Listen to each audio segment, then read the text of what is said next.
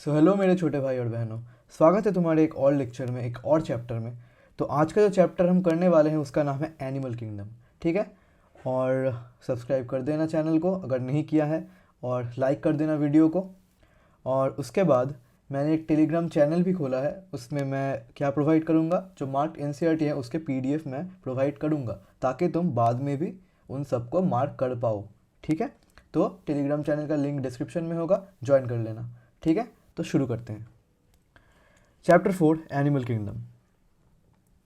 When you look around, you will observe different animals with different structures and forms, as over a million species of animals have been described till now. The need for classification becomes all the more important. The classification also helps in assigning a systematic position to newly described species. इसका मतलब है, जितना हम observe करेंगे उतना हमें different species के animals देखने को मिलेंगे। ठीक है। मिलियन के ऊपर स्पीशीज़ को हम डिस्कवर कर चुके हैं और डिस्क्राइब कर चुके हैं अभी तक, और उसका जो क्लासिफिकेशन है वो बहुत नीडेड हो चुका है और बहुत इम्पॉर्टेंट हो चुका है। तो जो क्लासिफिकेशन हम करते हैं वो क्लासिफिकेशन हमें किस में हेल्प करता है? सिस्टमैटिक पोजीशन करके एक एक स्पीशीज़ को डिस्क्राइब करने में हमें हेल्प करता है। बेसिस ऑफ क्लासिफिकेशन, हमारे क्लासिफिकेशन का जो बेसिस है वो है, in spite of differences in structure and form of different animals, there are fundamental features common to various individuals in relation to the arrangement of cells, body symmetry, nature of coelom, patterns of digestive, circulatory or reproductive systems. These features are used on the basis of animal classification and some of them are discussed here. तो हमारा जो basis होगा classification का वो structure होगा और different form of animals होगा। ठीक है। तो कुछ कुछ इंडिविजुअल्स में रिलेशन पाए जाते हैं अरेंजमेंट ऑफ सेल्स के माध्यम से, बॉडी सिमेट्री के माध्यम से, नेचर ऑफ सीलोम के माध्यम से भी, और उनके डाइजेस्टिव, सर्कुलेटरी और रिप्रोडक्टिव सिस्टम के पैटर्न से भी। ठीक है भैया। Level of organisation, though all members of Animalia are multicellular, all of them do not exhibit the same pattern of organisation of cells. ये अंडरलाइन कर लेना, ये एक इंपॉर्टेंट लाइन है, पूछा जा सकता है कभी भी, कि एनिमलिया का जो ऑल मेंबर्स होता है वो मल्टीसेलुलर होते हैं, पर उन सब में सेम पैटर्न का ऑर्गेनाइजेशन ऑफ सेल्स नहीं देखा जाता। ठीक है। जैसे कि in sponges the cells are arranged as loose cell aggregates. Sponges में क्या होता है, मैंने स्पंजेस में पढ़ाया था तुम लोगों को पहले चैप्टर में बायोलॉजी के क्लासिफिकेशन में, कि स्पंजेस में क्या होता है, लूज होता है सेल। ठीक है। लूज सेल होते हैं। अब they exhibit cellular level of organisation, और वो सेलुलर लेवल ऑर्गेनाइजेशन करते हैं और शो करते हैं। ठीक है भैया। Some division of labour activities occur among the cells. In coelenterates the arrangement of cells is more complex. Here the cell performing the same function are arranged into tissues, hence is called tissue level of organization. अब tissue level of organisation का मतलब क्या होता है? तो हमारा मैं यहाँ पे एक चार्ट लिख देता हूँ कि पहले आता है सेल। ठीक है। तो सेल मिलके क्या बनते हैं? टिश्यू। जब सेल एक साथ मिल जाते हैं, बहुत सारे सेल, तो वो क्या बनाते हैं? टिश्यू बनाते हैं। बहुत सारे टिश्यू जब बन जाते हैं वो क्या बनाते हैं? ऑर्गन बनाते हैं। जब बहुत सारे ऑर्गन एक साथ आ जाते हैं तो वो क्या बनाते हैं? ऑर्गन सिस्टम बनाते हैं। ठीक है भैया, समझ आ रहा है? अब जब ऑर्गन सिस्टम बन जाता है तो बहुत सारे ऑर्गन सिस्टम जब एक साथ आ जाते हैं तो वो क्या बनाते हैं? ऑर्गेनिज्म बनाते हैं। और हम इन ऑर्गेनिज्म के बारे में ही पढ़ रहे हैं। तो यहाँ पे हमें क्या बोला गया? सेल्स तो बहुत तरीके के होते हैं, बहुत सारे परफॉर्म करते हैं वो फंक्शन भी। ठीक है। और बहुत सारे सेल्स एक ही फंक्शन को भी परफॉर्म करते हैं। ठीक है। तो जो बहुत सारे सेल्स एक ही फंक्शन को परफॉर्म करते हैं और उन्हें जब हम अरेंज करते हैं तो वो टिश्यूज़ बनाते हैं। ठीक है भैया। और उसी जब टिश्यू बनता है तो हम उसी एनिमल को कहते हैं टिश्यू लेवल ऑफ ऑर्गेनाइजेशन। उन एनिमल में पाया जाता है, जैसे कि यहाँ पे सिलेंट्रेट की बात हमें बताई जा रही है कि उनमें क्या पाया जाता है? टिश्यू लेवल ऑफ ऑर्गेनाइजेशन पाया जाता है। Still higher level of organisation, that is organ level, is exhibited by members of Platyhelminthes and other higher phyla. तो हमारा जो ऑर्गन लेवल ऑफ ऑर्गेनाइजेशन है, ठीक है, ऑर्गन लेवल ऑफ ऑर्गेनाइजेशन है, वो हमें प्लैटिहेलमिंथस और उनके बाद के जो हायर फाइला होते हैं, मतलब हायर ग्रुप्स होते हैं, उनमें पाए जाते हैं। where tissues are grouped together to form organs. देखो यहाँ पे मैंने पहले ही बना दिया है। ठीक है। Each specified for a particular function. In animals like annelids, arthropods, mollusks, Echinoderms and chordates organ have associated to form functional systems, each system concerned with a specific physiological function. This pattern is called organ system. तो मैंने जो यहाँ पे कहा था वही है, ठीक है, तो तुम इसे समझ ही सकते हो. Organ system in different group of animals exhibit various patterns of complexities. For example, the digestive system in Platyhelminthes has only a single opening to the outside of the body that serves as both mouth and anus. तो हमें यहाँ पे क्या बोला जा रहा है कि डाइजेस्टिव सिस्टम कुछ कुछ एनिमल्स में डिफरेंट हो सकते हैं, ठीक है. जैसे कि प्लैथिहेलमिंथस में क्या होता है, सिंगल ओपनिंग होता है. प्लैथिहेलमिंथस में क्या होता है, सिंगल ओपनिंग होता है आउटसाइड ऑफ द बॉडी, जो बोथ माउथ और एनस, मतलब कि माउथ जिससे हम इनटेक करते हैं और एनस जिससे हम एक्सक्रीट करते हैं, मतलब, ठीक है. तो उनमें ये दोनों काम ही एक ही ओपनिंग से होता है, ठीक है. कहाँ पे होता है, प्लैटिहेलमिंथस में होता है, ठीक है भैया. And is hence called incomplete, और इसे इनकम्प्लीट डाइजेस्टिव सिस्टम कहा जाता है. हम कंप्लीट डाइजेस्टिव सिस्टम कब कहेंगे, यहाँ पे मैं लिख देता हूँ, कंप्लीट डाइजेस्टिव सिस्टम, ठीक है. कंप्लीट डाइजेस्टिव सिस्टम हम कब कहेंगे, जब intake and outtake different opening से हो, ठीक है. और हम इनकम्प्लीट डाइजेस्टिव सिस्टम कब कहेंगे, जब intake and outtake same opening से हो, ठीक है. मतलब माउथ और एनस सेम काम करे तो हम उसे कहेंगे इनकम्प्लीट डाइजेशन, मतलब सेम ही ओपनिंग से काम करे तो हम उसे कहेंगे इनकम्प्लीट डाइजेस्टिव सिस्टम. और जब दोनों डिफरेंट ओपनिंग से काम करेंगे तो उसे हम कहेंगे कंप्लीट डाइजेस्टिव सिस्टम, ठीक है भैया. A complete digestive system has 2 openings, mouth and anus, जैसा मैंने कहा था यहाँ पे. सिमिलरली द सर्कुलेटरी सिस्टम में बी ऑफ 2 टाइप्स. तो अब उनका जो सर्कुलेटरी सिस्टम है, ठीक है, जिसमें हमारा सर्कुलेशन होता है, तो वो 2 टाइप के हो सकते हैं. एक है open type, in which the blood is pumped out of the heart and the cells and tissues are directly bathed in it, ठीक है. cells and tissues are directly bathed in it, ठीक है. मतलब जहाँ पे ब्लड हमारा heart के बाहर पंप होता है, ठीक है, और सेल्स एंड टिश्यूज़ उन्हीं ब्लड में ही पाए जाते हैं, मतलब उन्हीं ब्लड में डायरेक्ट, मतलब वही ब्लड डायरेक्ट सेल और टिश्यूज़ में ट्रांसफ़र हो रहा है, ठीक है. मतलब कोई सर्कुलेटरी ऐसा सिस्टम नहीं है कि नर्व्स और वेन्स, ऐसा कोई सिस्टम नहीं है, ठीक है. Close system, close type in which the blood is circulated through a series of vessels of varying diameters, arteries, veins and capillaries. देखा यहाँ पे क्लोज जो है, क्लोज टाइप और ओपन टाइप. क्लोज जो है उनमें आर्टरीज पाए जाते हैं, वेन्स पाए जाते हैं और कैपिलरीज पाए जाते हैं, जो तीनों अलग अलग काम करते हैं, ठीक है. एक ले जाता है एक हार्ट तक, एक हार्ट से पंप करके बाहर निकाल लेता है, एक एक्सचेंज में हेल्प करता है ऑक्सीजन और CO2 ब्लड के बीच में, ठीक है भैया. अब आते हैं सिमेट्री में. सिमेट्री क्या होता है भैया, animals can be categorised on the basis of their symmetry. Sponges are mostly asymmetrical. Sponges जो है उनका तो जैसे लूज शेल है, तो उनका बॉडी शेप ऐसा कोई प्रीफिक्स नहीं है, ठीक है. जो स्पंजेस का बॉडी शेप है वो फिक्स नहीं होता, तो इसीलिए उनका सिमेट्री हो नहीं सकता. सिमेट्री क्या होता है भैया, अगर तुम एक सर्कल लोगे, उसको अगर तुम बीच में से काट दोगे, ठीक है भैया, अगर तुम बीच में से काट दोगे मतलब डायमीटर से काटोगे, तो ये दो पार्ट जो होंगे, ये 2 पार्ट जो होंगे तो वो इक्वल हो जाएंगे, ठीक है. तो वो इक्वल हो जाएंगे, इसे ही हम सिमेट्री कहते हैं. मतलब एक ही अगर कोई चीज़ को हम बीच में से काट दे और 2 इक्वल हाफ्स हमें मिले और इक्वल पार्ट्स हमें मिले, तो उसको हम सिमेट्री कहते हैं, ठीक है भैया. Any plane that passes through the centre does not divide them into equal halves.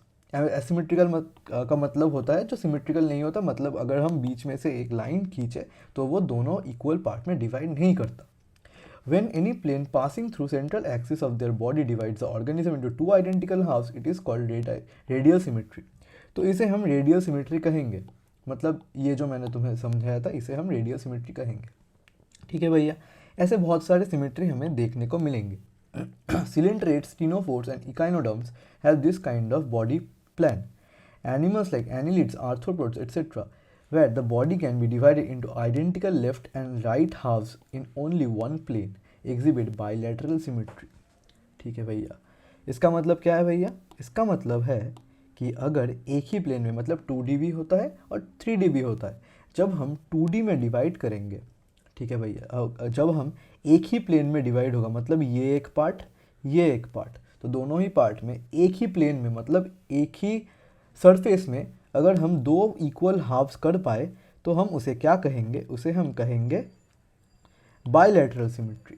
ठीक है भैया, और अगर हम कहीं से भी इसे काट दे, ठीक है, कहीं से भी इसे काट दे, ये देखो ये वाला रेडियल सिमेट्री जो है बाइलैटरल है, रेडियल कहीं से भी काट दे तो इक्वल हाफ्स हमें मिलेंगे, मतलब कहीं किसी भी प्लेन से, ये नहीं ये मत समझना कि यहाँ से काट रहे हैं तो ये एक पार्ट बना और ये एक पार्ट बना, ये ऐसे होता है, ठीक है, ये ऐसे होता है, ये एक प्लेन बना, ठीक है, ये एक प्लेन बना बीच में, मतलब इधर भी देखो टेंटिकल से समझते हैं हम लोग, कितने सारे टेंटिकल्स यहाँ पे हमें देखने को मिलता है अगर हम इसे काट देते हैं तो, एक, मतलब एक का हाफ और एक फुल, ठीक है भैया, वहाँ पे कितने मिलेंगे?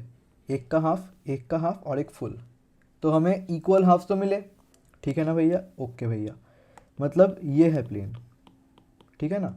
अब हम देखेंगे इस प्लेन को, ये वाला जो प्लेन है, ये देखो, अगर हम इस प्लेन से काटे तो यहाँ पे भी हमें सेम मिलेंगे, एक फुल एक हाफ, यहाँ पे भी एक हाफ एक फुल, ठीक है भैया। तो इसे हम कहेंगे रेडियल सिमेट्री, मतलब कहीं से भी अगर हम काटे, ठीक है, कहीं से भी किसी प्लेन से भी अगर हम काटे तो हमें दो इक्वल हाफ्स मिलते हैं, तो इसे हम कहते हैं रेडियल सिमेट्री, ठीक है भैया। अब हम आते हैं डिप्लोब्लास्टिक और ट्रिप्लोब्लास्टिक ऑर्गेनाइजेशन में। Diploblastic triploblastic organisation, animals in which the cells are arranged in 2 embryonic layers, an external ectoderm and an internal endoderm are called diploblastic. मतलब जिन एनिमल के सेल्स में 2 एम्ब्रायनिक लेयर होता है, मतलब एक एक्टोडर्म होता है एक एंडोडर्म होता है, मतलब 2 लेयर, डाई, मैंने तुम्हें पहले भी कहा था कि डाई मतलब समझना 2, ठीक है, जैसे डाइकैरियोट, ठीक है, डाइकैरियन, डाइकैरियोटिक फेज, 2 न्यूक्लियस का फेज, वैसे ही यहाँ पे डिप्लोब्लास्टिक, ठीक है, मतलब डाई, दो लेयर, ठीक है, एंडोडर्म एक्टोडर्म, क्या क्या है? एक्टोडर्म एंडोडर्म, एक्टोडर्म कहाँ का है? आउटसाइड का, एंडोडर्म कहाँ का है? इंटरनल, ठीक है भैया। यहाँ पे देख सकते हो ये एंडोडर्म लेयर है, ये एक्टोडर्म लेयर है, ये एंडोडर्म है, ये एक्टोडर्म है, ठीक है भैया। Example coelenterates, an undifferentiated layer mesoglea is present in between the ectoderm and endoderm. तो यहाँ पे तुम देख सकते हो कि यहाँ पे बीच में मेसोग्लिया प्रेजेंट होता है, ये कहाँ पे होता है? हमारे सिलेंट्रेट्स में होता है, सिलेंट्रेट्स में बीच में एक मेसोग्लिया का लेयर प्रेजेंट होता है एंडोडर्म और एक्टोडर्म के बीच में, ये हमें याद रखना पड़ेगा, ठीक है भैया। These animals in which the developing embryo has a third germinal layer, mesoderm, in between the ectoderm and endoderm are called triploblastic animal. तो हमें यहाँ पे क्या देखने को मिलता है? हमें देखने को मिलता है कि यहाँ पे ट्रिप्लोब्लास्टिक एनिमल कौन से होते हैं? ट्रिप्लोब्लास्टिक एनिमल कौन से होते हैं? जिनके अंदर मेसोडर्म भी प्रेजेंट होता है, मतलब एक्टोडर्म और एंडोडर्म के साथ एक मेसोडर्म भी प्रेजेंट होता है, ठीक है, मतलब बीच में, तो उसे हम कहते हैं ट्रिप्लोब्लास्टिक एनिमल। मगर इसमें कंफ्यूज मत होना मेसोडर्म और मेसोग्लिया में, ठीक है, मेसोग्लिया ऐसे बीच में एक लेयर पाया जाता था, और मेसोडर्म जो है वो एक बीच में जर्मिनल लेयर है, ठीक है, वो जर्मिनल लेयर नहीं था, यहाँ पे जर्मिनल लेयर है डेवलपिंग एम्ब्रायो के अंदर, तो उन्हें हम ट्रिप्लोब्लास्टिक कहेंगे। ट्राई का मतलब क्या होता है? डाई का मतलब अगर 2 होगा तो ट्राई का मतलब 3 होगा, तो जिसमें 3 लेयर होते हैं उनमें उसको हम कहते हैं ट्रिप्लोब्लास्टिक एनिमल, ठीक है भैया। Coelom, presence or absence of a cavity between the body wall and the gut wall is very important in classification. The body cavity which is lined by mesoderm is called coelom. Animals possessing coelom are called coelomates. Annelids, mollusks, arthropods, echinoderms. Hemichordates and chordates. मतलब coelom क्या होता है? Coelom का मतलब होता है अंदर का एक कैविटी, ठीक है, अंदर का एक कैविटी, मतलब ये वाला देखो, ये वाला, इस कैविटी को हम सीलोम कहेंगे, ठीक है।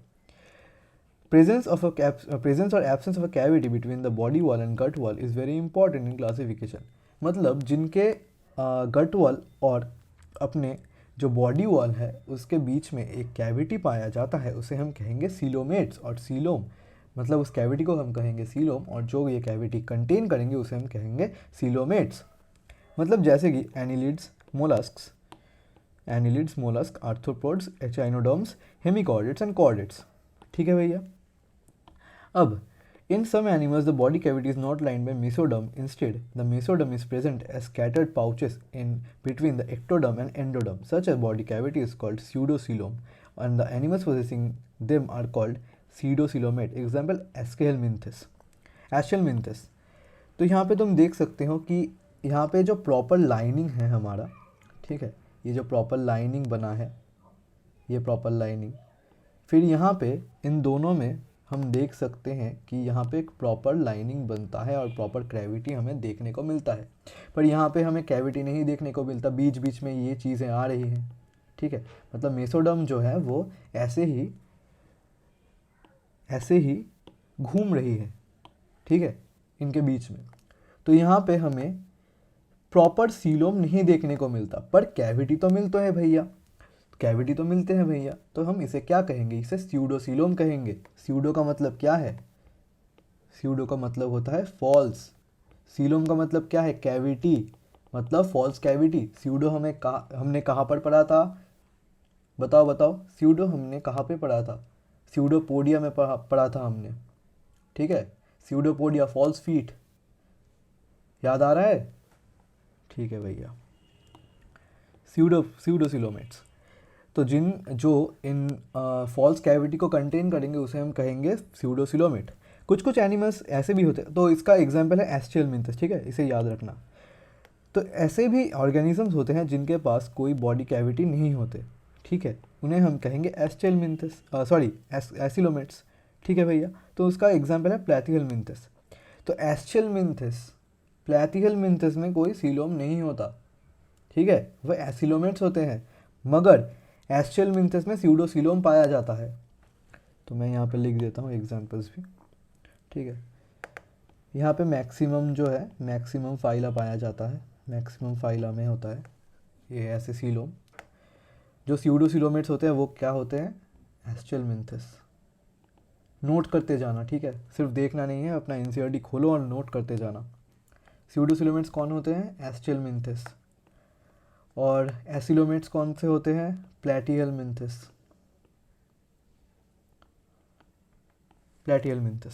ठीक है भैया। Segmentation, in some animals the body is externally and internally divided into segments with a serial repetition of at least some organs. For example, in earthworm, the body shows this pattern called metameric segmentation and the phenomenon is called metamerism. तो हमारे जो earthworm के body होते हैं, ठीक है, वो segmented होते हैं। मतलब अर्थवर्म का जो बॉडी अगर हम ड्रॉ करें तो ये समझ ले अर्थवर्म है, तो ऐसे तुम देखोगे यहाँ पे ऐसे ऐसे ऐसे ऐसे ऐसे ऐसे सेगमेंटेशंस है। तो यहाँ पे अगर हम ये देख ले तो ये एक सेगमेंट बन गया, सेगमेंट 1, यहाँ पे सेगमेंट 2, ठीक है। तो अगर तुम ऐसे देखोगे तो हमारे बहुत सारे सेगमेंट्स मिलते हैं, तो उनका बॉडी क्या होता है? सेगमेंट्स में डिवाइडेड होता है, तो उसको हम क्या कहेंगे? सेगमेंटेशन कहेंगे। और ये सेगमेंटेशन कैसा होता है? मेटामेरिक होता है, ठीक है, मेटामेरिक होता है ये। इस सेगमेंटेशन को हम मेटामेरिक कहते हैं। कहाँ पे पाया जाता है भैया? अर्थवर्म में पाया जाता है भैया। तो इस फेनोमेनन को क्या कहते हैं भैया? मेटामेरिज्म कहते हैं, ठीक है भैया।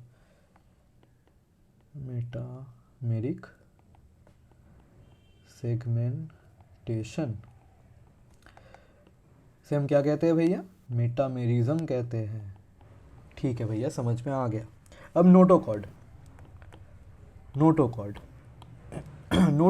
is a mesodermally derived rod-like structure formed on the dorsal side during embryonic development in some animals. Notochord हम ये ऐसे समझते हैं कि स्पाइनल कॉर्ड का जो प्रिमिटिव फॉर्म है उसे हम नोटोकॉर्ड कहते हैं, ठीक है भैया। मतलब जहाँ से हमारा जो स्पाइनल कॉर्ड है वो बनना स्टार्ट हुआ, या क्या कहें, या डिस्कवर पहले हुआ, जो नोटोकॉर्ड है, प्रिमिटिव फॉर्म, ये समझ लेना। नोटोकॉर्ड एक रॉड लाइक स्ट्रक्चर है, ठीक है, जो कहाँ पे बनता है, डॉर्सल साइड, मतलब पीछे के साइड में, डॉर्सल साइड, एम्ब्रायनिक डेवलपमेंट के समय बनता है कुछ कुछ एनिमल्स में। Animals which with notochord are called chordates. तो जिनमें नोटोकॉर्ड होता है उनको हम कॉर्डेट्स कहेंगे। ये तो बहुत ही ईजी चीज़ है भैया, ठीक है भैया। And those animals which do not form this structure are called non chordates. तो जिनमें ये स्ट्रक्चर नहीं बनता तो उसे हम कहेंगे नॉन कॉर्डेट्स, जैसे कि पोरफायरा और इकाइनोडर्म्स। जैसे पोरफायरा और इकाइनोडर्म्स, तो पोरफायरा और इकाइनोडर्म्स में हमारा कॉर्डेट नोटोकॉर्ड प्रेजेंट नहीं होता, तो वो क्या होते हैं, नोटोकॉर्ड नॉन कॉर्डेट्स होते हैं, non chordates. Porphyra, Porifera, sorry Porifera, और क्या है, इकाइनोडर्म्स।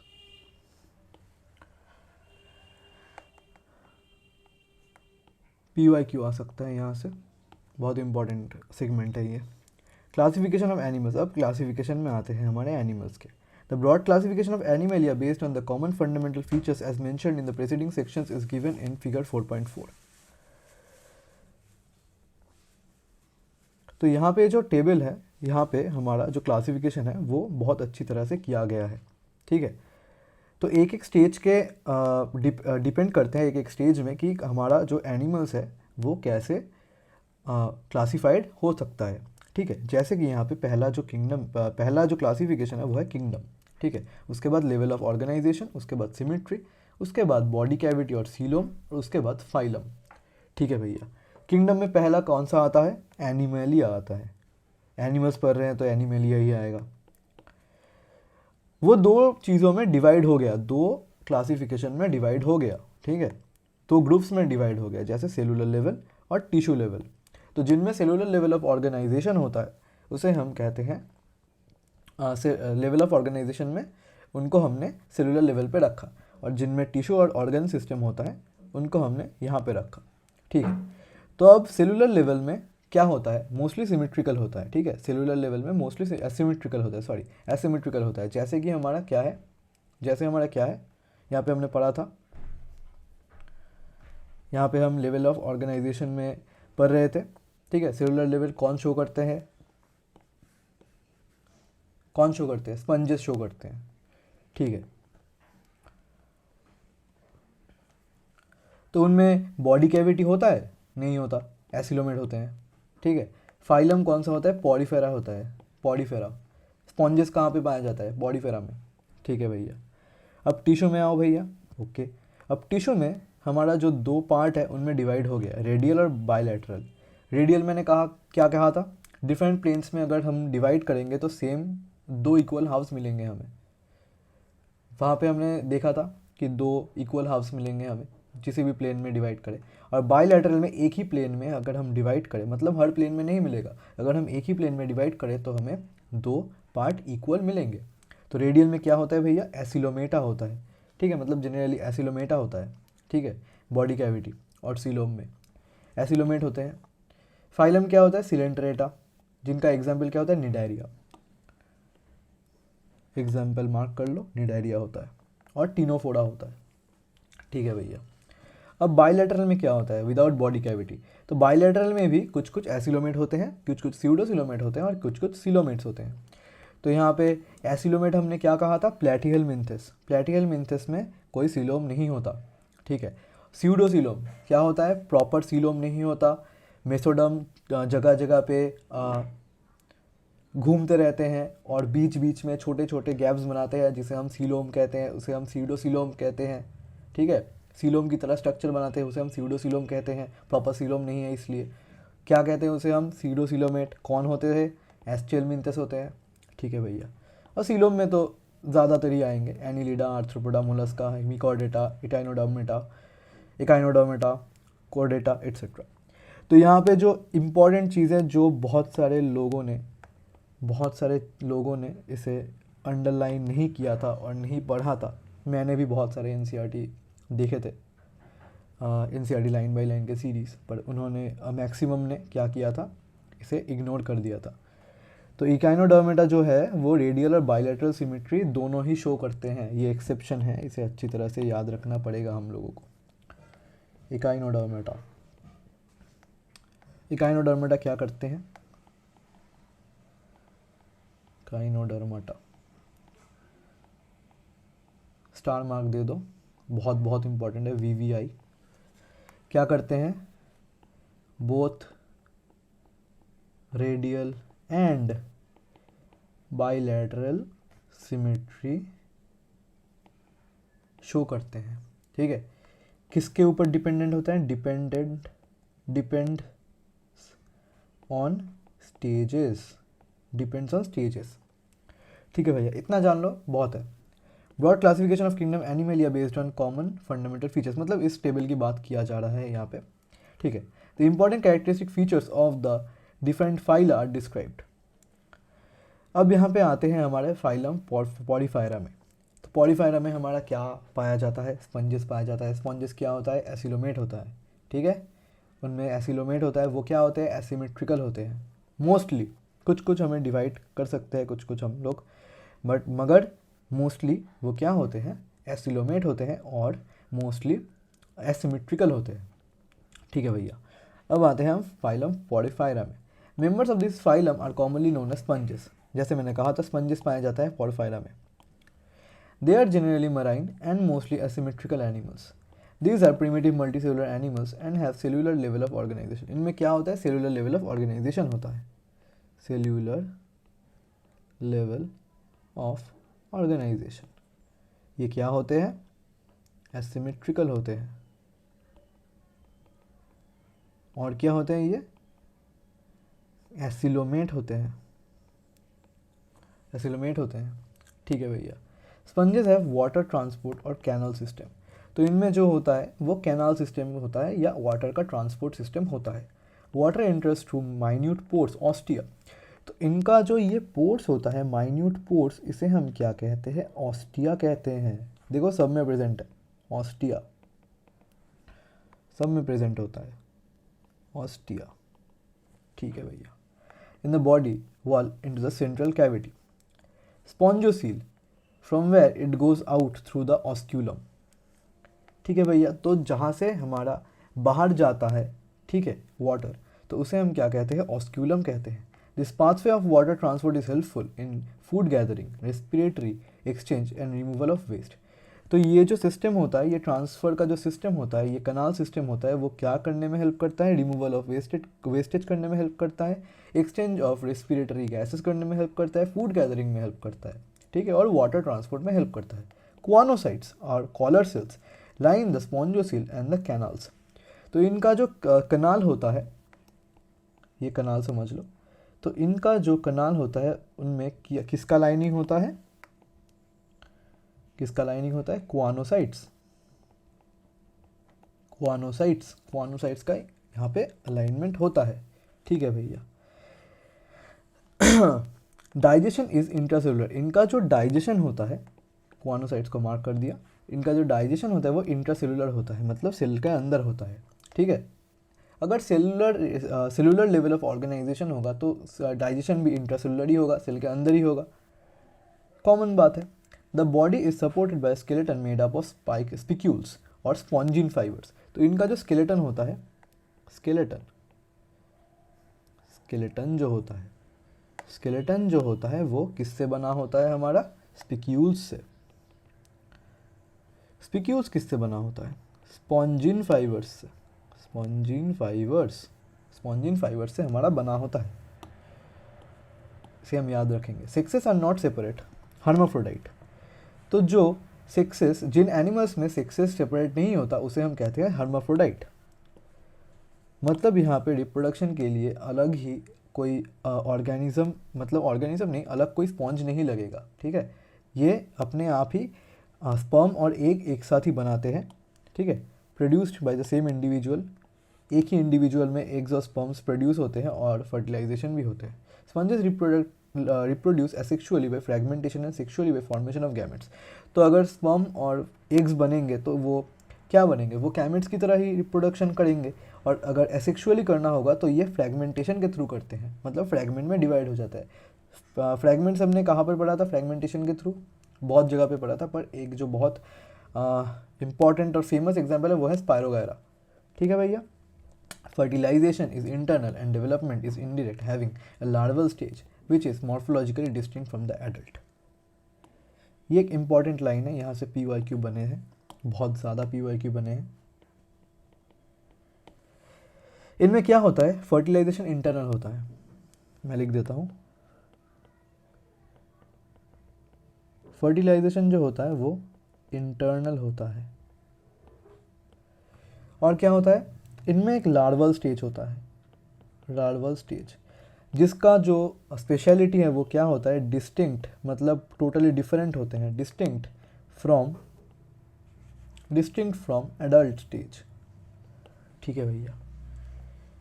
एग्जाम्पल है साइकॉन, स्पंजीला एंड यूस्पोंजिया, बाथ स्पॉन्ज। ये भी इंपॉर्टेंट है।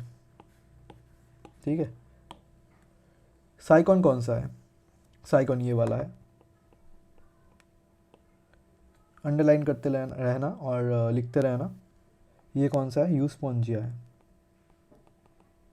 ऐसे लिख देना ऊपर ऊपर, ताकि तुम्हें देखने के बाद ही पता चल जाए कि कौन सा वाला है।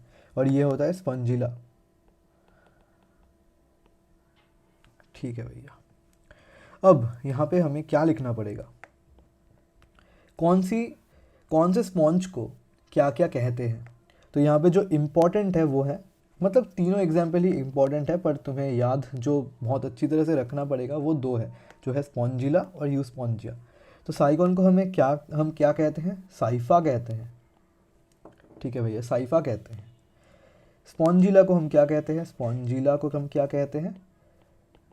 फ्रेश वाटर स्पंज कहते हैं। ये तुम्हें याद रखना पड़ेगा कि किसको क्या कहते हैं हम लोग। फ्रेश वाटर स्पंज कहते हैं। और यूस्पोंजिया को हम क्या कहते हैं? बेदिंग स्पंज कहते हैं। बेदिंग स्पंज कहते हैं। यूस्पोंजिया को बेदिंग स्पंज कहते हैं और स्पॉन्जिला को फ्रेश वाटर स्पंज कहते हैं। तो एक छोटा सा रिकैप हो जाए। ठीक है। Phylum porphyra. पोरफायरा क्या होते हैं? एसिमेट्रिकल होते हैं। उनमें क्या होता है? सेलुलर लेवल ऑफ ऑर्गेनाइजेशन होते हैं। वो क्या होते हैं? एसिलोमेट होते हैं। ठीक है भैया। उनका जो स्केलेटन होता है वो किससे फॉर्म होता है? स्पिक्यूल से फॉर्म होता है। स्पिक्यूल जो फॉर्म होता है वो किससे फॉर्म होता है? स्पंजिन फाइबर से फॉर्म होता है। उनमें क्या प्रेजेंट होता है? उनमें स्पॉन्जोसील प्रेजेंट होता है। जो क्या होता है उनमें स्पॉन्जोसील्स में क्या प्रेजेंट होता है? माइन्यूट पोर्स प्रेजेंट होता है। स्पॉन्जोसील से क्या होता है? स्पॉन्जोसील से जो है वाटर इंटर करते हैं ऑस्टिया के थ्रू, और ऑस्टिया कहाँ पे होते हैं? स्पॉन्जोसील में होते हैं। स्पॉन्जोसील के बाद हमारा जो वाटर है वो कहाँ से बाहर आ गया? ऑस्क्यूलम से बाहर आ गया। ठीक है भैया। इनका जो सेंट्रल कनाल होता है, उनमें क्या प्रेजेंट होता है? उनका जो लाइनिंग होता है उनमें कौन सी लाइनिंग होती है? क्वानोसाइट्स का लाइनिंग होता है। क्वानोसाइट्स क्या होता है? स्पेशलाइज सेल होते हैं और कॉलर सेल्स होते हैं। ठीक है भैया। अब इनका जो सेक्सेस है भैया वो क्या होते हैं? वो सेपरेट नहीं होते, एक ही इंडिविजुअल में दोनों ही चीज़ पाए जाते हैं। तो इनको क्या कहते हैं भैया? हर्माफ्रोडाइट कहते हैं। ठीक है भैया। तो इनका जो अगर हर्माफ्रोडाइट होते हैं तो इनका तो एग्स और स्पर्म्स एक ही साथ एक ही इंडिविजुअल में फॉर्म होंगे। हाँ ठीक है भैया। तो इनका जो स्पर्म और एग है तो एक ही इंडिविजुअल में फॉर्म होंगे। तो इनका जो फ्यूजन होगा वो कैसे होगा भैया? वो इंटरनल होगा। तो इनका डाइजेशन कैसा होगा? डाइजेशन भी इंट्रासेलुलर है, मतलब सेल के अंदर होता है। ठीक है भैया। तो ये सिर्फ रिप्रोडक्शन सेक्सुअली करते हैं या एसेक्सुअल भी करते हैं? सेक्सुअल भी करते हैं और एक्सेक्सुअल भी करते हैं। एसेक्सुअल जो होता है वो फ्रेगमेंटेशन करते हैं। ठीक है भैया। और जो सेक्सुअल होते हैं वो गैमेट फ्यूजन करते हैं। तो भैया इनका जो गैमेट फ्यूजन होता है, इनका एडल्ट्स कैसे दिखते हैं और छोटे वाले कैसे दिखते हैं? तो इनका जो फर्टिलाइजेशन हो गया तो उनका एक लार्वल स्टेज भी आता है अगर ये सेक्सुअल रिप्रोडक्शन कर रहे हैं तो जो लार्वा होता है वो एडल्ट से पूरा डिफरेंट दिखते हैं, पूरी तरह से डिफरेंट दिखते हैं वो एडल्ट सेल से, एडल्ट स्पंज से पूरी तरह से डिफरेंट दिखते हैं लार्वल स्टेज में। तो समझ में हमें आ गया भैया। तो इनका जो एग्जाम्पल होता है वो कौन से होते हैं भैया? साइकॉन होते हैं, यूस्पोंजिया होते हैं और स्पॉन्जिला होते हैं। साइकॉन को हम क्या कहते हैं भैया? साइफा कहते हैं। और स्पंजिला को क्या कहते हैं भैया? फ्रेश वाटर स्पंज कहते हैं। और हम बेदिंग स्पंज किसको कहते हैं भैया? यूस्पोंजिया को कहते हैं। ओके भैया, हमें समझ में आ गया। अब आते हैं फाइलम सिलेंट्रेटा और cnidaria. They are aquatic mostly marine, sessile or free swimming, radially symmetrical animals. The name Cnidaria is derived from the cnidoblast or cnidocytes, which contain the stinging capsules or the nematocytes. Present on the tentacles of the body, cnidoblasts are used for anchorage, defense or the capture of prey.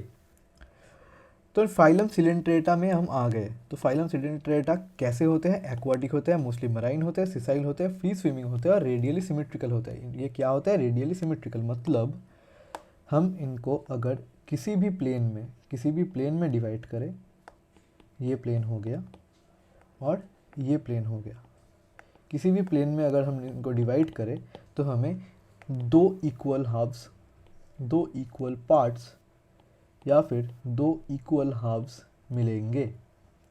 ये हो गया हमारा जो है radial symmetry. ठीक है भैया। अब इनका क्या होता है भैया? इसका निडारिया क्यों, इनका जो निडारिया नाम पड़ा वो कहाँ से आया भैया?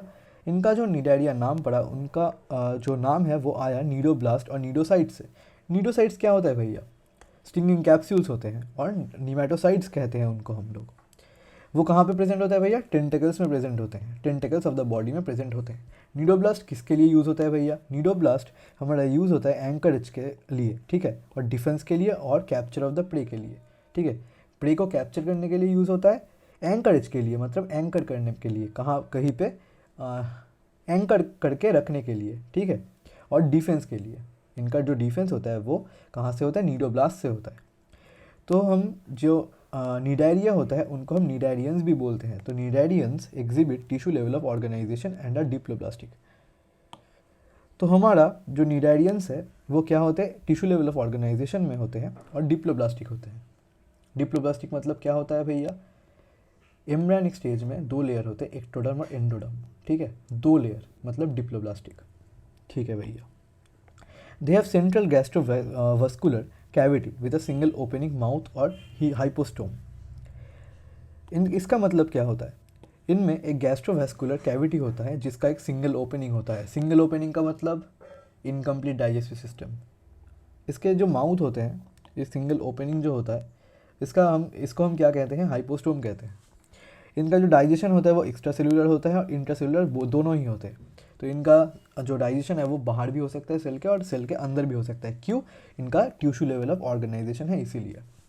ठीक है भैया। Some of the cnidarians example corals have a skeleton composed of calcium carbonate. तो इनका जो कोरल होता है, कोरल तुमने देखा होगा, कोरल रीफ सी के नीचे होता है। तो उनका जो स्केलेटन होता है, स्केलेटन वो किससे बना होता है?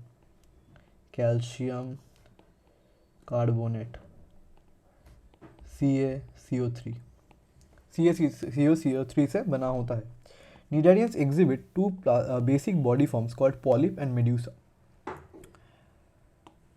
इंपॉर्टेंट चीज़ है पॉलिप और मेड्यूसा, ये भी अंडरलाइन कर लेना। ये कोरल्स का स्केलेटन किससे बना होता है। ठीक है भैया। तो इनका जो बॉडी पार्ट है वो बॉडी फॉर्म है। तो बॉडी फॉर्म दो तरह के होते हैं, एक पॉलिप और मेड्यूसा। तो यहाँ पे हमने जो पहले वाला देखा, ये वाला, ये कौन सा वाला है? ये है मेड्यूसा। और ये वाला कौन सा है? ये वाला है पॉलिप।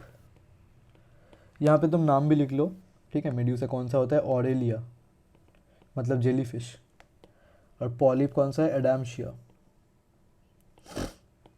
ये जेलीफिश होते हैं, तुम्हें देखा ही होगा तुमने, जेलीफिश। ठीक है भैया। The former is a sessile and cylindrical form like Hydra. मतलब पॉलिप की बात हो रही है यहाँ पे, ठीक है। Adamsia etcetera. Whereas the latter is umbrella shaped and free swimming like Aurelia और जेलीफिश। तो ये तुम देख सकते हो कि एक अम्ब्रेला शेप का है, अम्ब्रेला शेप का है, अम्ब्रेला शेप का होगा, ठीक है, अम्ब्रेला शेप का है। तो ये हम क्या कहेंगे? इसे ऑरेलिया कहेंगे। और ये क्या, ये कौन सा होगा? ये पॉलिप है जो एडम्शिया होता है। ठीक है भैया, ठीक है। Those nidaries which exist in both forms exhibit alternation of generation, metagenesis। मैंने पहले कहा था बायोलॉजी के क्लासिफिकेशन में कि तुम्हें मेटाजेनेसिस भी देखने को मिलेगा, ऑल्टरनेशन ऑफ जनरेशन। तो इसका मतलब क्या होता है भैया? मेटाजेनेसिस का मतलब क्या होता है? यहाँ पे एग्जाम्पल जो है और बॉडी टाइप जो है, बॉडी फॉर्मेशन, तो उसको अंडरलाइन कर लेना। यहाँ पे इसे हम अलग से अंडरलाइन करेंगे ये वाला जो है, क्योंकि ये इम्पोर्टेंट है ऑल्टरनेशन ऑफ जनरेशन का।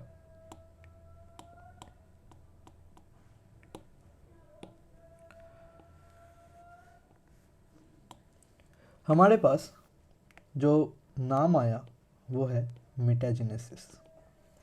तो मेटाजेनेसिस का बेसिक जो मतलब होता है, उसका मतलब होता है कि ऑल्टरनेशन ऑफ जनरेशन। तो ऑल्टरनेशन ऑफ जनरेशन क्या होता है भैया? इसका मतलब होता है 2 स्टेजेस में ही एग्जिस्ट करना। कौन कौन से 2 stage? Polyp and medusa stage. तो मेटाजेनेसिस कौन करते हैं? मेटाजेनेसिस कुछ कुछ निडारियंस करते हैं। यहाँ पे अगर हम देखें तो पॉलिप्स प्रोड्यूस करते हैं मेड्यूसा एसेक्सुअली, ठीक है भैया, और मेड्यूसा फॉर्म करते हैं पॉलिप सेक्सुअली, जैसे कि ओबेलिया। अगर हम यहाँ पे देखें कि मेटाजेनेसिस का थोड़ा और कॉम्प्लेक्स फॉर्म अगर हम देखें तो पॉलिप जो होते हैं, पॉलिप तुमने देखा है, इसको हम पॉलिप कहते हैं और ये इसे हम मेड्यूसा कहते हैं। मेड्यूसा से तुम अच्छा हो कि जेलीफिश याद रखना। तो पॉलिप से अगर हम मेड्यूसा स्टेज में जाएंगे तो हमें क्या करना पड़ेगा? हमें करना पड़ेगा असेक्सुअल रिप्रोडक्शन। असेक्सुअल रिप्रोडक्शन करना पड़ेगा, ठीक है भैया। अगर हम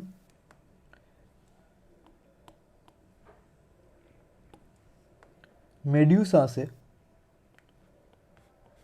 पॉलिप में कन्वर्ट होना चाहते हैं तो हमें क्या करना पड़ेगा?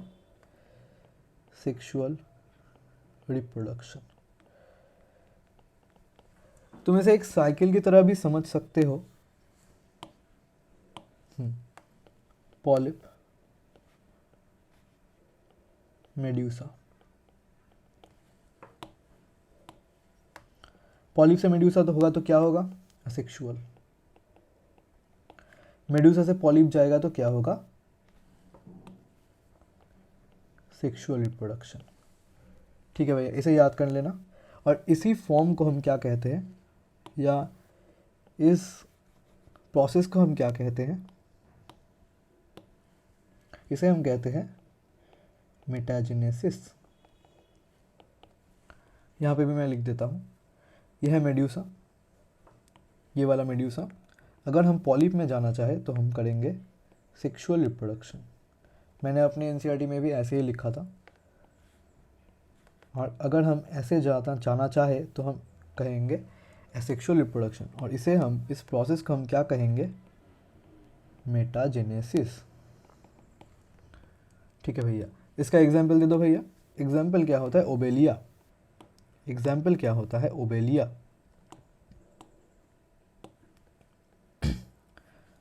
एग्जाम्पल होता है Obelia.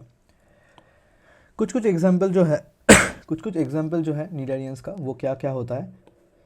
फाइसालिया, Portuguese man of war, Adamsia sea anemone, Pennatula sea pen, Gorgonia sea fan, Meandrina brain coral.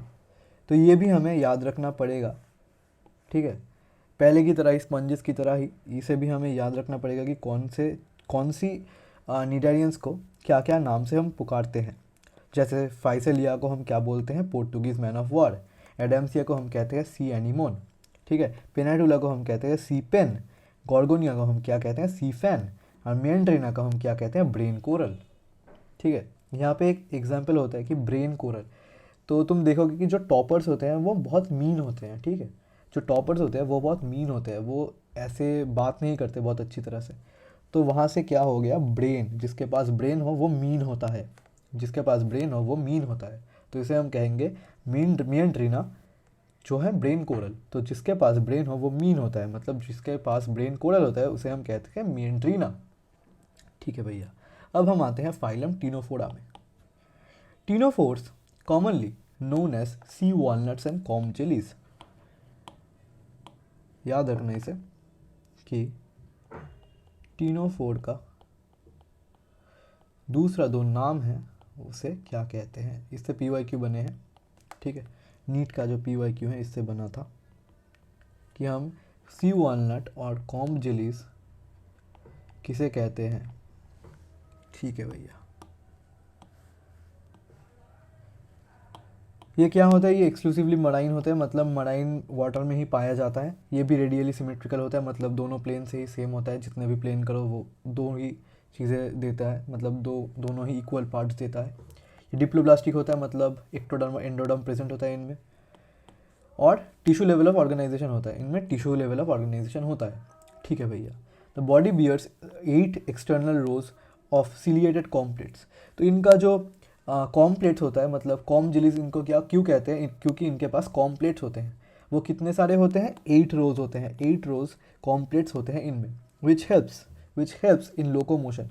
ये कॉम्प्लेट्स किस में हेल्प करते हैं, कॉम्प्लेट्स किस में हेल्प करते हैं, लोकोमोशन में। लोकोमोशन का मतलब क्या होता है, मूव करने में, ठीक है, लोकोमोट करने में, ठीक है। Digestion is both extracellular and intercellular. तो जिनमें टिश्यू लेवल ऑफ ऑर्गेनाइजेशन होगा तो इसमें इंटरसेलुलर भी हो सकता है और एक्स्ट्रा सेलुलर भी हो सकता है, जैसे हमने पहले के फाइलम में देखा था, सिलेंट्रेटा में। इनमें टिश्यू लेवल ऑफ ऑर्गेनाइजेशन होता है, तो इसमें क्या होता है, इंटरसेलुलर भी डाइजेशन होता है, एक्स्ट्रा सेलुलर डाइजेशन भी होता है। तो ये बायोलुमिनेसेंस भी कॉज करते हैं, ठीक है। बायोलुमिनेसेंस का मतलब क्या होता है, एमिट करते हैं लाइट, ठीक है। The property of a living organism to emit light. तुमने मूवीज़ में देखा होगा कि रात में जो है वो सी से बहुत सारी लाइटें देखने को मिलती हैं, तो वह बायोलुमिनेसेंस के लिए मिलता है। तो जो टीनोफोरा होता है, टीनोफोरिक एनिमल्स होते हैं, वो लाइट एमिट करते हैं रात को, तो उसे हम कहते हैं बायोलुमिनेसेंस, ठीक है। और जो बायोलुमिनेसेंस करते हैं उसे हम कहते हैं बायोलुमिनेसेंट एनिमल्स, जैसे कि ctenophora. Sexes are not separate, मतलब क्या होता है, सेक्सेस अगर नहीं सेपरेट होता तो हर्माफ्रोडाइट होते हैं। मतलब क्या होता है, रिप्रोडक्शन एक ही इंडिविजुअल कर सकता है, ठीक है। बट टीनोफोरा और हमारे जो यहाँ पे निडेरिया था या सिलेंट्रेटा था, इनमें डिफरेंस क्या होता है, यहाँ पे जो फर्टिलाइजेशन है वो एक्सटर्नल होता है, ठीक है, और इनडायरेक्ट डेवलपमेंट होता है इनमें। फर्टिलाइजेशन जो है वो एक्सटर्नल होता है और इनमें इनडायरेक्ट डेवलपमेंट होता है, ठीक है, मतलब डायरेक्टली डेवलपमेंट नहीं होता। इनका एग्जाम्पल क्या होता है, प्लूरोब्रेशिया और टीनोप्लाना, ठीक है। टीनोफोरा से टीनोप्लाना याद रखना, टीनोफोरा, टीनोप्लाना, ठीक है, याद रखना। और प्लूरोब्रेकिया, ठीक है भैया। तो ये है प्लूरोब्रेकिया का डायग्राम, ठीक है भैया। अब फाइलम प्लैटीहेलमिन्थस, एक ओवरव्यू दे दिया जाए, ठीक है। तो हमारा जो सी वॉलनट है और कॉम जेलीज है वो क्या होते हैं, टीनोफोरा होते हैं। वो कैसे होते हैं, मराइन होते हैं, रेडियली सिमेट्रिकल होते हैं, डिप्लोब्लास्टिक होते हैं, मतलब एंडोडर्म और एक्टोडर्म प्रेजेंट होते हैं। वो और कैसे होते हैं भैया, टिश्यू लेवल ऑफ ऑर्गेनाइजेशन में होते हैं। तो उनमें क्या होता है भैया, उन्हें क्यों कॉम जेलीज कहते हैं भैया, क्योंकि उनमें कॉम्प्लेट्स होते हैं। कॉम्प्लेट्स किस में हेल्प करते हैं भैया, लोकोमोशन में हेल्प करते हैं। इनका जो डायमेंशन होता है भैया वो कैसा होता है, एक्स्ट्रा सेलुलर भी हो सकता है, इंटरसेलुलर भी हो सकता है। क्यों भैया, क्योंकि ये tissue level of organisation possess करते हैं, ठीक है भैया। तो भैया इनमें स्पेशलिटी क्या है, बायोलुमिनेसेंस। भैया बायोलुमिनेसेंस क्या होता है, बायोलुमिनेसेंस होता है जो ऑर्गेनिज्म लाइट एमिट कर सकता है, मतलब अंदर से लाइट दे सकता है। तो भैया इनमें सेक्सेस कैसे होते हैं, सेक्सेस सेपरेट नहीं होते, तो इनको क्या कहते हैं भैया, हर्माफ्रोडाइट कहते हैं। इनमें रिप्रोडक्शन कैसे होता है भैया, इनमें रिप्रोडक्शन होता है सेक्सुअल मीन्स के, मतलब सेक्सुअल रिप्रोडक्शन के तहत। तो इनमें फर्टिलाइजेशन कैसे होता है भैया, अंदर ही होता होगा ना, नहीं भैया, यहाँ पे फर्टिलाइजेशन एक्सटर्नल होता है। और इनमें डेवलपमेंट कैसा होता है भैया, इनडायरेक्ट होता है। कुछ एग्जांपल दे दो भैया, प्लूरोब्रैकिया हो गया और टीनोप्लाना हो गया। टीनोप्लाना को कैसे याद रखें भैया, टीनोफोरा से टीनो और टीनोप्लाना से टीनो, सेम हो गया। तो टीनोफोरा का एग्जाम्पल कैसा होता है, टीनोप्लाना होता है, ठीक है भैया, समझ में आ गया। अब आते हैं हम प्लैटीहेलमिन्थस में। Platyhelminthes, they have dorsoventrally flattened body, hence are called flatworms. These are mostly endoparasites found in animals including human beings. Flatworms are bilaterally symmetrical, triploblastic and acylomet animals with organ level of organization. Hooks and suckers are present in the parasitic forms. Some of them absorb nutrients from the host directly through their body surface. Specialized cells called flame cells help in osmoregulation and excretion. Sexes are not separate. Fertilization is internal and development is through many larval stages. Some members like Planaria possess high regeneration capacity. Examples क्या होता है, taenia और फैस्कियोला. तो भैया समझाओ अब. ठीक है भैया, ये क्या होता है, डॉर्सोवेंट्रली फ्लैटेंड बॉडी होता है, मतलब पीछे से और सामने से. ठीक है, डॉर्सली और वेंट्रली, पीछे से और सामने से फ्लैट होता है. ठीक है, फ्लैटेंड बॉडी होता है इनका. तो इसे हम क्या कहते हैं, फ्लैटवर्म्स कहते हैं. क्योंकि ये फ्लैट होते हैं तो इनको हम फ्लैटवर्म्स बोलते हैं. ये कैसे होते हैं, एंडोपैरासाइट्स होते हैं. एंडोपैरासाइट्स का मतलब, एंडो का मतलब क्या होता है, एंडोडर्म मतलब अंदर का, इंटरनल. तो एंडोपैरासाइट्स का मतलब क्या होता है कि एनिमल्स के अंदर पाए जाते हैं, including human beings. Human beings के अंदर भी ये पाया जाता है. फ्लैटवर्म्स आर बायलैटरली सिमेट्रिकल, मतलब इनको अगर हम दोनों प्लेन्स में डिवाइड करें तो हमें दो इक्वल हाफ्स नहीं मिलेंगे. एक ही प्लेन से हम इसे डिवाइड कर सकते हैं. ठीक है, मतलब एक ही प्लेन से हम अगर डिवाइड करें इनको तो हमें दो इक्वल हाफ्स मिलेंगे. ठीक है भैया, तो ये क्या है, हमारा बायलैटरली सिमेट्रिकल है. ये कौन सा है, ट्रिप्लोब्लास्टिक है. ट्रिप्लोब्लास्टिक का मतलब क्या होता है, बीच में मेसोडर्म है. ठीक है, ये एसिलोमेट होते हैं, मतलब इनमें सीलोम नहीं होता. सीलोम क्या होता है, कैविटी होता है, मतलब इनमें सीलोम नहीं होता, मगर मेसोडर्म प्रेजेंट होता है, मतलब इनके अंदर मेसोग्लिया भी पाया जाता है. ठीक है भैया, with organ level of organisation. तो इनमें क्या होता है, ऑर्गन लेवल ऑफ ऑर्गेनाइजेशन होता है. ठीक है भैया, इनमें ऑर्गन लेवल ऑफ ऑर्गेनाइजेशन भी पाया जाता है. इनमें क्या स्पेशलाइजेशन होता है, हुक्स प्रेजेंट होता है, सकर्स भी प्रेजेंट होता है. इनके पैरासिटिक फॉर्म में हुक्स और जो सकर्स है ये स्पेशलिटी होते हैं इनके, मतलब इनमें हुक प्रेजेंट होता है और सकर्स भी प्रेजेंट होता है, जिनसे ये न्यूट्रिएंट्स एब्जॉर्व करते हैं. कहाँ से, अपने होस्ट के बॉडी से डायरेक्टली. ठीक है, अपने होस्ट के जो बॉडी सर्फेस है उससे डायरेक्टली ये न्यूट्रिशन एब्जॉर्व करते हैं. किसके थ्रू, हुक्स और सकर्स के थ्रू. लिख देता हूँ मैं यहाँ पे, हुक्स एंड सकर्स कहाँ पे प्रेजेंट होता है, पैरासिटिक फॉर्म में प्रेजेंट होता है. Helps in absorbing nutrients. कहाँ से हेल्प करता है भैया न्यूट्रिएंट्स लेने में, होस्ट बॉडी सरफेस से हेल्प करता है. ठीक है भैया, इनमें कुछ स्पेशलाइज्ड सेल्स होते हैं, उनको क्या कहते हैं हम, फ्लेम सेल्स, जो ऑस्मो रेगुलेशन में हेल्प करते हैं और रेगुलेशन और एक्सक्रीशन में हेल्प करते हैं. तो इनके पास क्या होता है, फ्लेम सेल्स होता है. फ्लेम सेल्स होते हैं जो ऑस्मो रेगुलेशन को अगर हम दो पार्ट में डिवाइड करें तो वो क्या होता है, ऑस्मोसिस और रेगुलेशन. ठीक है, मतलब जो सेल्स हमारे ऑस्मोसिस को रेगुलेट करने में हेल्प करते हैं उसे हम कहते हैं ऑस्मो रेगुलेशन, और ऑस्मो रेगुलेशन उस प्रोसेस को कहते हैं. और जो सेल्स हमें ऑस्मो रेगुलेशन में हेल्प करते हैं उसे हम कहते हैं फ्लेम सेल्स. वो कहाँ पाया जाता है, प्लैटिहेलमिंथस में पाया जाता है. ठीक है भैया, ऑस्मो रेगुलेशन, ऑस्मोसिस तो याद ही होगा. ठीक है, मतलब हायर कंसंट्रेशन से लोअर कंसंट्रेशन में, मतलब कि लोअर कंसंट्रेशन से हायर कंसंट्रेशन में वाटर जाता है और फिर हायर कंसंट्रेशन से लोअर कंसंट्रेशन में, ये ऑस्मोसिस होता है. बेसिक तुमने पढ़ा होगा बचपन में. तो ऑस्मोसिस रेगुलेट करने में जो हेल्प करता है उस फिनोमेनन को हम कहते हैं ऑस्मो रेगुलेशन, और जो हेल्प करता है जो सेल उसे हम कहते हैं फ्लेम सेल्स. ये स्पेशलाइजेशन होता है किसमें, प्लैटिहेलमिंथस में. प्लैटिहेलमिंथस का एग्जाम्पल दो भैया, टीनिया और फैस्कियोला.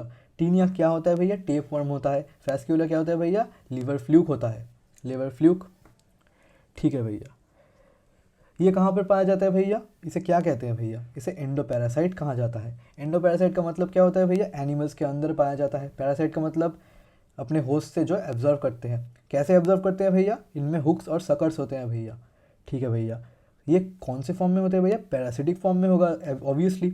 तो ये हुक्स और सकर्स क्या किस में हेल्प करते हैं, न्यूट्रिशन को एब्जॉर्व करने में हेल्प करते हैं. ठीक है भैया, इनका बॉडी कैसा होता है भैया, डॉर्सोवेंट्रली फ्लैट एंड होता है, मतलब पीछे से और आगे से फ्लैट होता है. ठीक है भैया, तो इसे हम क्या कहते हैं भैया, फ्लैटवर्म्स कहते हैं. ये कैसा होता है भैया, ये सिमेट्रिकल होता है बायलैटरली, मतलब सारे प्लेन से ये दो हाफ नहीं बनाते, सिर्फ एक प्लेन से हम डिवाइड कर सकते हैं दोनों हाफ्स में. और कैसा होता है भैया, ट्रिप्लोब्लास्टिक। ट्रिप्लोब्लास्टिक का मतलब क्या होता है भैया, भूल गया हम। तो ट्रिप्लोब्लास्टिक का जो मतलब होता है वो होता है कि एक्टोडर्म भी प्रेजेंट है, एंडोडर्म भी प्रेजेंट है और बीच में मेसोडर्म भी प्रेजेंट है। ठीक है भैया। ये और कैसा होता है भैया, एसिलोमेट होता है। इनमें सीलोम पाया नहीं जाता, मतलब बॉडी कैविटी नहीं है इनमें। ठीक है भैया। इनका फर्टिलाइजेशन होता है internal. Development is through many larval stages. इनमें बहुत सारे लार्वल स्टेजेस बनते हैं। कुछ कुछ जो मेंबर्स होते हैं जैसे कि प्लेनेरिया, ये क्या करते हैं, हाई रीजनरेशन कैपेसिटी पोजेस करते हैं। प्लेनेरिया या क्या करते हैं, ये करते हैं हाई रीजनरेशन पोजेस, मतलब कि इनमें हाई रीजनरेशन कैपेसिटी है, मतलब कि बहुत ज़्यादा ही ये मतलब अगर तुम एक प्लेनेरिया को काट दो बीच में से तो ये बहुत ही कम टाइम में अपना जो पूरा, मतलब मैं दिखा देता हूँ। ये अगर प्लेनेरिया समझ लो, तुम इसे बीच में से काट दिया तुमने, तो ये दोनों पार्ट में डिवाइड हो गया। ठीक है। कुछ देर बाद तुम देखोगे कि ये एक नया प्लेनेरिया बन गया और ये एक नया प्लेनेरिया बन गया। ठीक है भैया। तो इसका मतलब होता है कि हाई रीजनरेशन, मतलब रीजनरेशन बॉडी, ये बॉडी को रीजेनरेट कर रहे हैं। ठीक है। तो इसीलिए हम इसे कहेंगे रीजेनरेशन। तो जो बहुत जल्दी जल्दी रीजेनरेशन कर सकता है उसे हम कहते हैं हाई रीजेनरेशन कैपेसिटी। वो किस में प्रेजेंट होता है, प्लेनेरिया। और प्लेनेरिया किसका मेंबर होता है, प्लेटीहेलमिन्थेस। ठीक है भैया। एग्जाम्पल्स होते हैं टीनिया, टेप वर्म। ठीक है, टेप वर्म हमें प्रेजेंट होता है, फैस्क्यूला और लीवर फ्लूक। ठीक है भैया। तो यही हम पार्ट 1 ख़त्म करते हैं हमारे एनिमल किंगडम का। अगला पार्ट जल्दी ही आएगा।